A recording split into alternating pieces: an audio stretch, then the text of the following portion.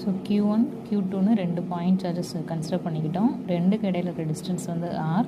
இந்த ரெண்டு சார்ஜஸில் வந்து ரெண்டுமே மைனஸ் மைனஸ் இருந்துச்சு அப்படின்னா, இல்லை அப்படின்னா ப்ளஸ்ஸு ப்ளஸ் இந்த மாதிரி சேம் சார்ஜஸ் இருந்துச்சுன்னா அதை லைக் சார்ஜஸ் சொல்லுவோம்.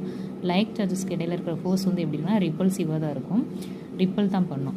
இதே இது 1 ப்ளஸ்ஸு 1 மைனஸ் இந்த மாதிரி ஆப்போசிட் சார்ஜஸாக இருந்துச்சுன்னா அதை அன்லைக் சார்ஜஸ் சொல்லுவோம். அது வந்து அப்போ என்ன பண்ணணும், அது ரெண்டுக்கு இடையில வந்து ஃபோர்ஸஸ் வந்து அட்ராக்டிவ் ஃபோர்ஸாக தான் இருக்கும்.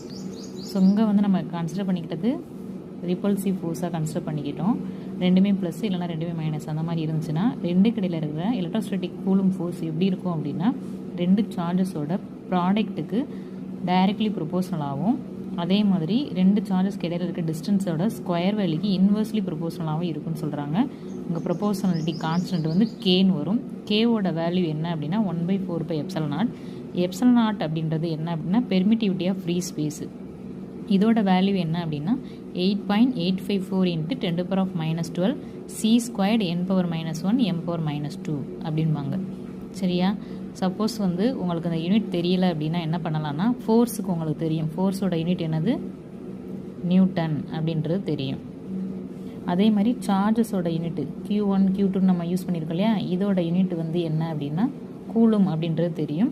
நெக்ஸ்ட்டு டிஸ்டன்ஸ் இருக்குது, டிஸ்டன்ஸோட யூனிட் வந்து ஆறுன்றது தான் டிஸ்டன்ஸு, இதோட யூனிட் வந்து மீட்டர்னு தெரியும்.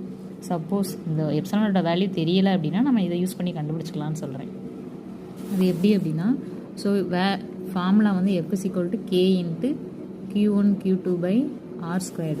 எஃபோட யூனிட்டு நியூட்டன், கேவோட யூனிட்டு தான் வந்து நம்மளுக்கு கண்டுபிடிக்கணும், ஏன்னா 1/4πε0 வருது. ஸோ Qவோட யூனிட் வந்து என்ன சொன்னோம், கூலும்.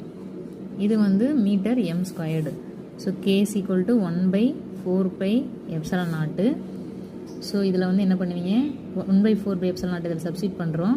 So Newton = 1/4πε0 c/c²/m². இந்த வேல்யூ இந்த பக்கம் வந்துச்சு, ஈக்குவல்ட்டுக்கு இந்த பக்கம் வச்சுன்னா, ஸோ 4πε0 = c²/m². இது வந்து ஈக்குவல்ட்டுக்கு அந்த பக்கம் போச்சுன்னா டிவிஷனில் வரும். ஸோ இந்த மாதிரி இருக்கும். ஸோ இதுதான் என்ன அப்படின்னா c² m⁻⁻2 n⁻⁻1.